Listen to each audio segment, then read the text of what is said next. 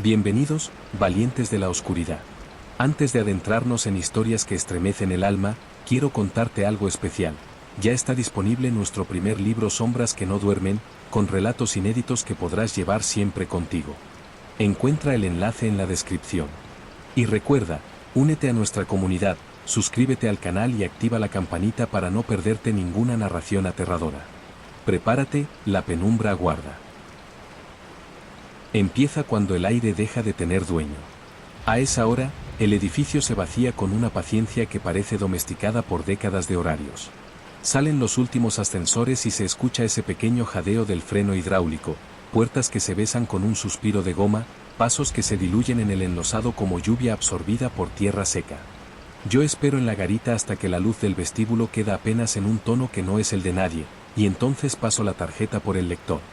El pitido no es un sonido, es una temperatura precisa que se instala bajo la lengua, algo metálico y breve. La chapa de mi llavero golpea con un clic contra el mostrador y el eco regresa con una fidelidad distinta cada noche, como si el hall aprendiera mis ritmos.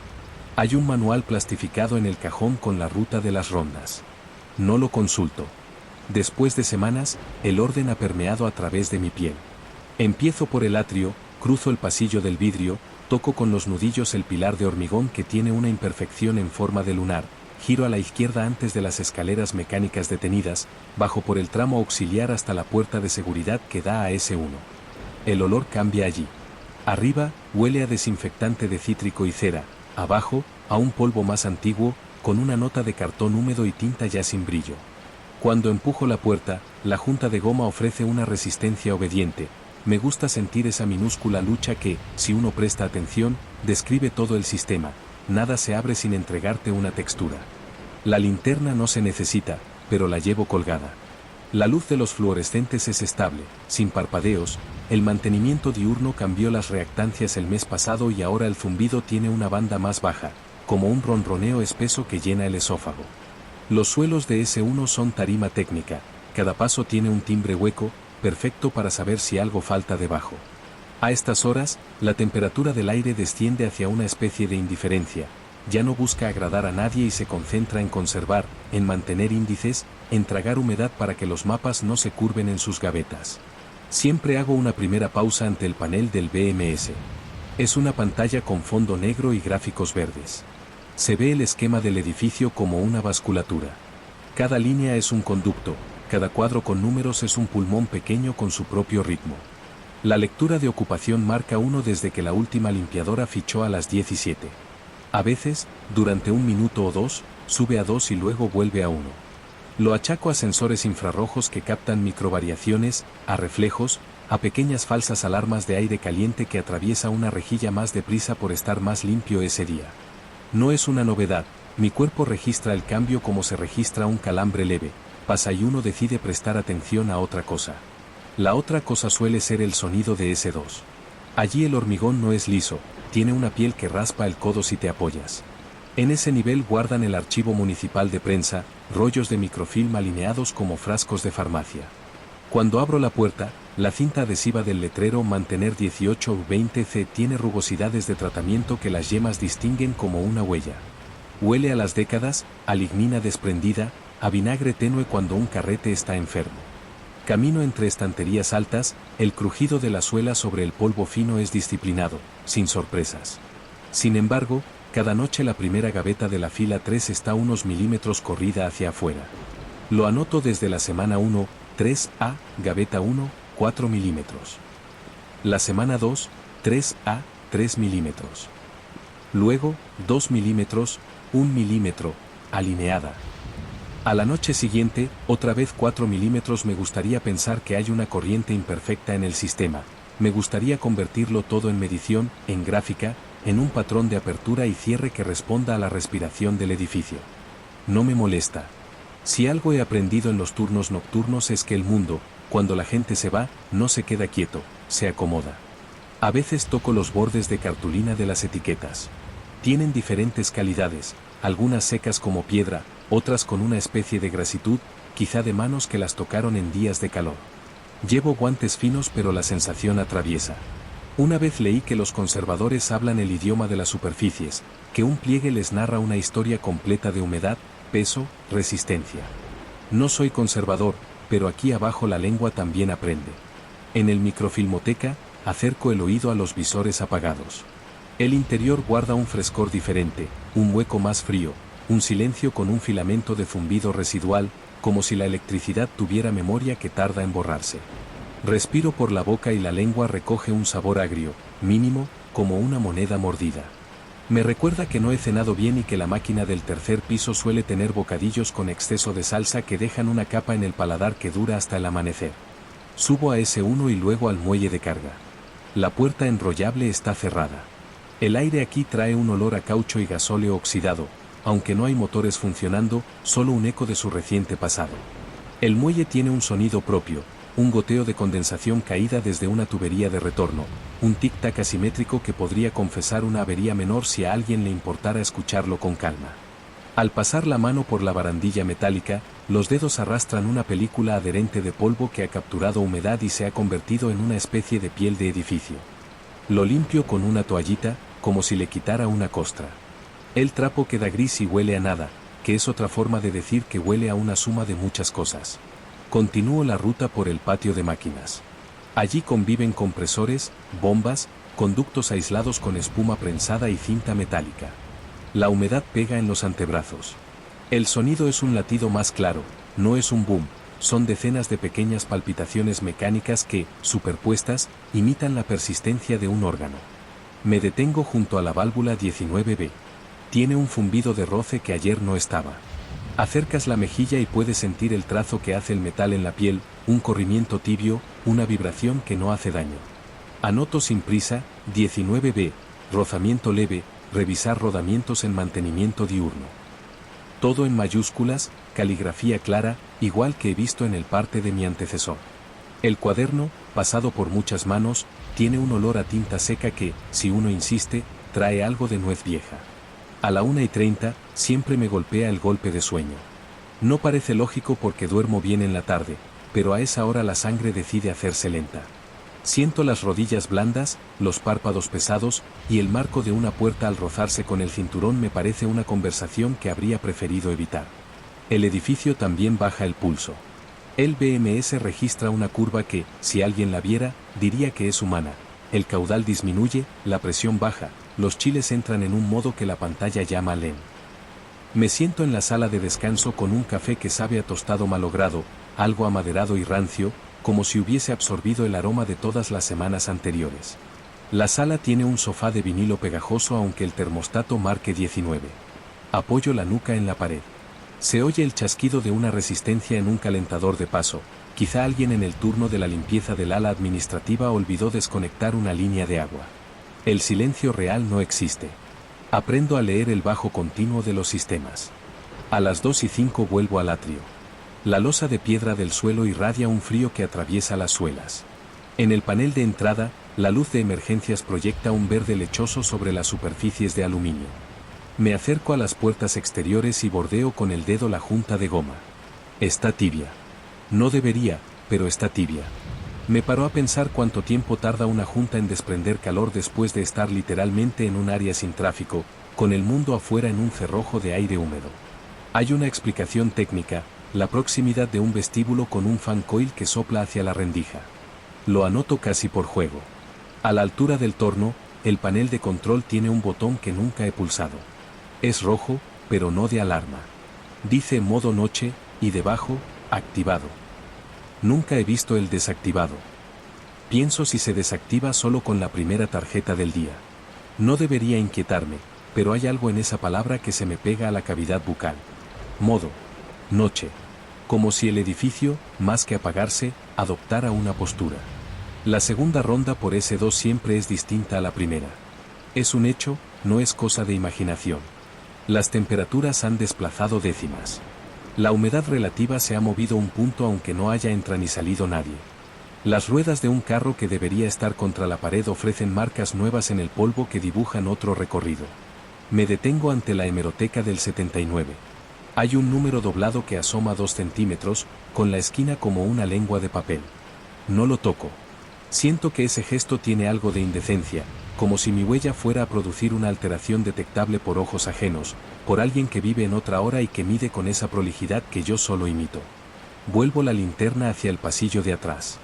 La luz corta el polvo y lo convierte en un cielo interno. El aire se mueve en capas. Al girar, mi cadera roza un canto de estantería y la piel nota la frialdad inmóvil del metal. No sangra, no duele, deja una raya pálida que tardará unos segundos en volver a su color normal. Registro una presencia que no identifica como presencia.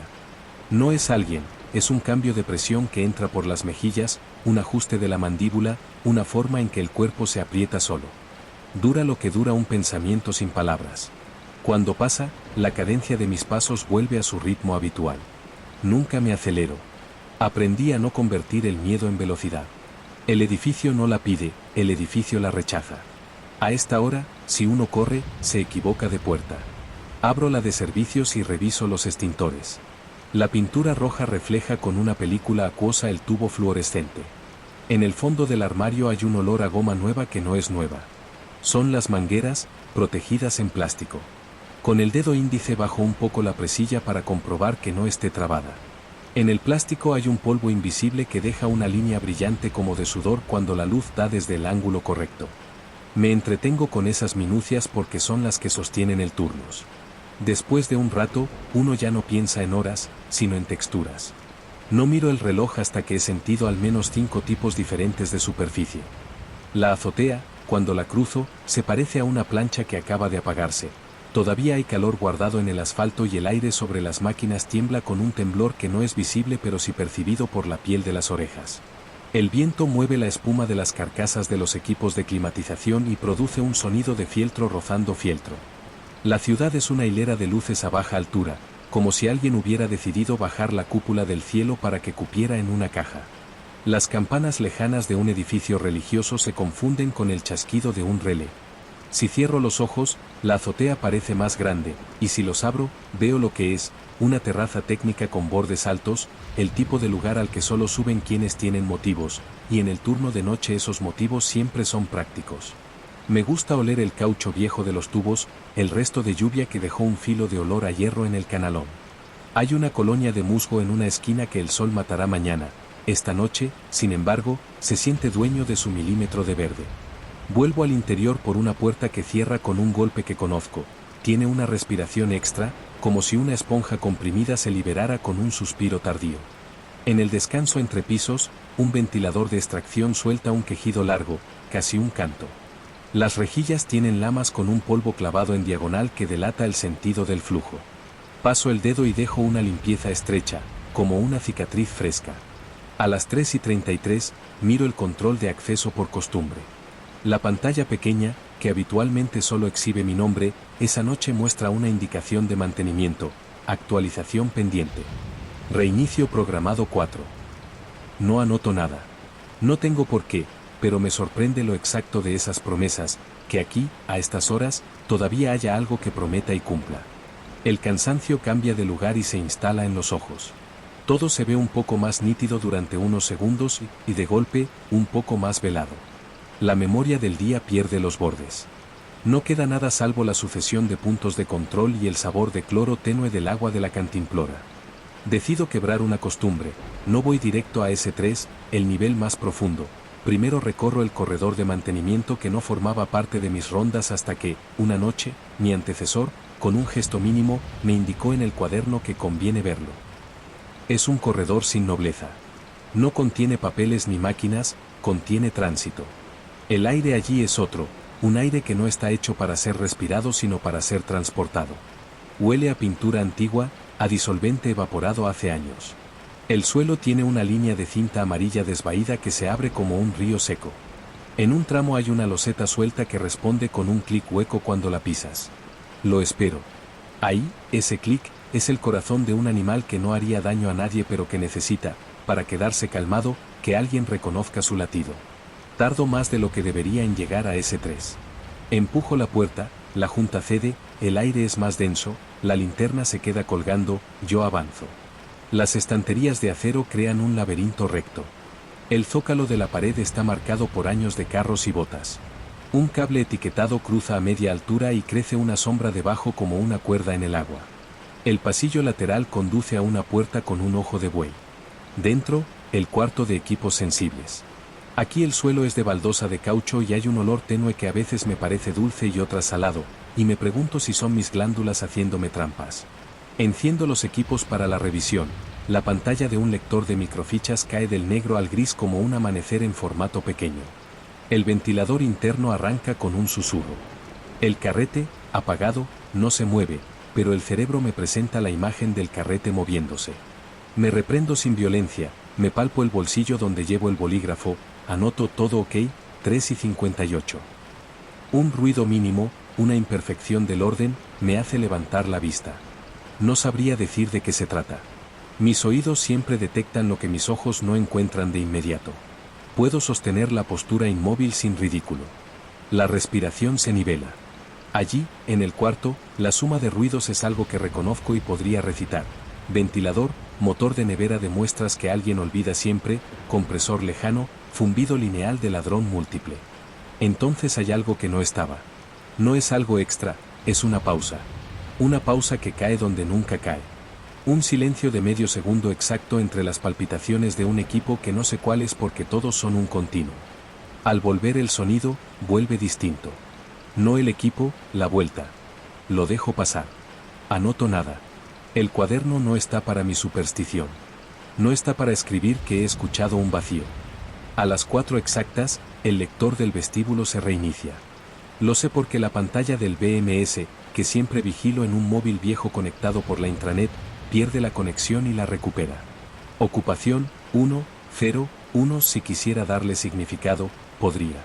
No lo hago. La importancia de las señales es el oficio de otros. El mío consiste en sostener el tejido de las noches sin rasgarlo, en devolver cada puerta cerrada a su estado, cada cifra a su margen, cada ruido a su catálogo. Voy a la sala de cuadros eléctricos. Las barras de cobre, ocultas tras un plexiglás translúcido, parecen órganos sin sangre cuando les da la luz perfecta. Un olor a ozono, muy liviano, se instala detrás de la nariz. El visitante accidental no lo percibiría. En el turno, ese olor traza un mapa nítido. Siento las puntas de los dedos vibrar, quizá por la proximidad del campo. Lo anoto porque me gusta anotar sensaciones que otros no incluirían. Mi antecesor lo hacía. Tiene una letra apretada que a veces se encadena en diagonales, un rasgo que yo he copiado sin proponérmelo. Me doy cuenta una noche, no esta, que mi letra empieza a parecerse a la suya. Hoy, sin embargo, el descubrimiento es otro. En la página siguiente del parte, hay una nota que no recuerdo haber escrito. Corredor técnico, finta suelta en tramos 18-21. Está con mi bolígrafo, con mi tinta, con mi inclinación. Podría ser una vieja nota mía de una noche de hace semanas, desplazada por el uso, adherida y despegada. Podría. La releo. No dice nada extraordinario. Pero la fecha, escrita pequeña en el margen, marca un día que aún no llega. Es una confusión simple, quizá mi mano adelantó el número por inercia. No me gustan los juegos con el calendario. Los turnos disuelven los límites y eso se cobra en forma de pequeños tropiezos. Doblo la esquina de la página y decido no pensar más. Tomo aire en el muelle, otra vez. El olor es ahora más tenue, como si la noche también hiciera dietas. Un roedor más grande que un ratón cruza la canaleta por el borde. Su pelaje parece saturado de almacén y deja un rastro imaginario que mi mente cree oler, papel y cereal un poco húmedo. En el exterior, el asfalto devuelve un reflejo apagado de una luz que creía apagada. Subo a planta baja para comprobarla. La lámpara que cuelga sobre la zona de butacas muestra el filamento perezoso. Tiene un polvo que la hace esmerilada. Si me concentro, puedo distinguir el olor de ese polvo cuando se calienta, levísimo, nada sucio, un aroma que recuerda a cajas limpias que han vivido demasiado tiempo en un altillo. Lo apago. El clic del interruptor es redondo. La uña se quiebra un poquito al tocar el borde de plástico. No sangra. La carne alrededor hace un breve latido. Voy al baño de personal y mojo el índice. El agua sale con olor a cloro que la cisterna prefiere guardar para sí, un olor que el edificio suministra como quien administra un sedante. Siento la línea de humedad secarse con un frío agradable. La mano en el espejo devuelve la piel en un gris sedoso. No vuelvo a mirarme. A las 4:47, el BMS marca evento, puerta 12 S3 abierta. La acabo de cruzar. Cierra. vuelve a marcarla. La recorro otra vez. No tiene holgura, no tiene juego. Las bisagras están más grasientas que ayer. Limpio con un paño. Huele a aceite tipo máquina pero más fino, con un perfume industrial que alguien, hace años, eligió por catálogo.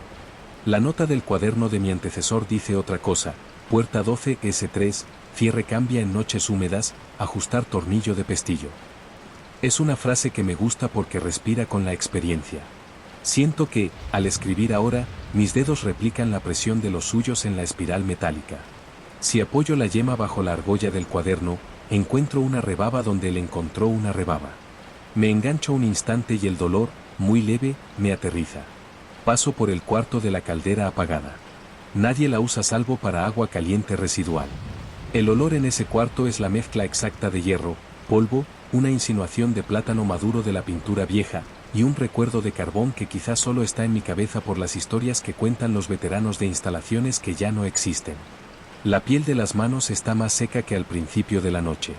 La crema de la garita no ayuda, huele a hospital, a algo que el edificio me ofrece pero yo rechazo por orgullo. Me quedan 2 rondas cortas y un cierre. Pienso en comida y no recuerdo si traje algo que no sea una barrita que dejará migas de azúcar en mis dientes. En la azotea, el aire empieza a cambiar. No en luz, en densidad. El olor que trae del exterior se vuelve menos plano, más lleno de detalles. Podría enumerarlos: pan de un horno distante, tierra removida en una obra nocturna, un perfume barato que se estiró en la madrugada y todavía se aferra a la fibra de una bufanda colgada en un balcón, los restos de aceite que alguien dejó freír demasiado y se convirtieron en un borde pegajoso bajo la campana. Es el aviso del día y no me disgusta. Es, sin embargo, la parte del turno en la que el edificio parece recordarme que soy el único que le presta atención cuando se supone que ya nadie debería mirar. En el vestíbulo, el lector me ofrece de nuevo mi nombre cuando paso la tarjeta para la prueba de rutina. El pitido esta vez es un poco más agudo. Muevo la cabeza 1 centímetro para comprobar si es un efecto del ángulo. Mantiene el tono. No es un cambio que valga una incidencia. A la salida de emergencia, las luces se han quedado encendidas un tiempo que no corresponde a su sensor. Paso la mano y el sensor responde con un perezoso sí que apaga, pero deja un rescoldo de luz como si una nube invisible se hubiera detenido. Cuando el apagón es completo, percibo el aire como una piel fresca. El edificio sostiene un segundo de apagón total que nunca dura. Ese segundo es lo más cercano a una confesión que le he oído. En el cuaderno, cierro el parte con las iniciales. Las mías se empiezan a parecer a las de mi antecesor. Me detengo en ese gesto. Lo que lo hace inquietante no es la semejanza, sino la naturalidad con que la he adoptado. Como si para que el tejido nocturno no se rompiera, hiciera falta que la caligrafía repitiera un método. El mismo trazo en la misma hora sobre el mismo papel con el mismo bolígrafo. El bolígrafo es mío, pero siento que el edificio requiere esa reproducibilidad. No me opongo. Es más sencillo dejarse moldear por las temperaturas, por los olores, por los zumbidos, y convertirse en un punto más de la pantalla que dice ocupación 1. A las 5:32, escucho un ruido nuevo. No es grande, no es dramático. Es al contrario, la aspereza de una escalera mecánica que recobra un rango milimétrico de movimiento. Las escaleras están apagadas, he pasado el dedo por su botón de parada hace horas. Me acerco. Nada se mueve. Hay un olor a metal calentado por fricción que no viene de ahí. Rolando la nariz, sigo el hilo invisible del olor y me lleva al cuarto de cuadros otra vez. Las barras están igual. El plexiglás suda un vapor imperceptible por la cara interna. Con el dorso de la mano siento el frío que se queda en el plástico. Ese frío tiene un sonido propio, el de la condensación que aún no cae. Me quedo quieto porque sé que un movimiento brusco encoge la atención y la atención es la única herramienta para captar el instante en que el edificio me habla con su idioma. El instante no llega. Regreso al atrio. El panel de acceso muestra mi nombre, el modo noche sigue activado. A través del vidrio, el exterior empieza a ser más un concepto que un lugar. La calle es una sombra líquida al otro lado del brillo. En el banco del vestíbulo, hay un catálogo pequeño que no estaba antes, Soluciones de archivado 1998. Es el tipo de folleto que agrada a los técnicos del pasado. Lo cojo. Huele a polvo dulce, a oficina vieja. En el lomo hay una línea de suciedad que mis dedos reconocen como propia. Lo abro al azar, una foto de una estantería casi idéntica a las de S2, una frase sobre cargas dinámicas. En el margen, a lápiz, hay un número que no es parte de la impresión. Es mi número de nómina. El vértigo no es grande, es estrecho. Me llega como un hilo. Repaso mentalmente si he escrito ese número en algún lado. No debería, salvo en documentación que no piso con manos sucias. Cierro el catálogo y lo devuelvo. Anoto en el parte, folleto vestíbulo, recoger.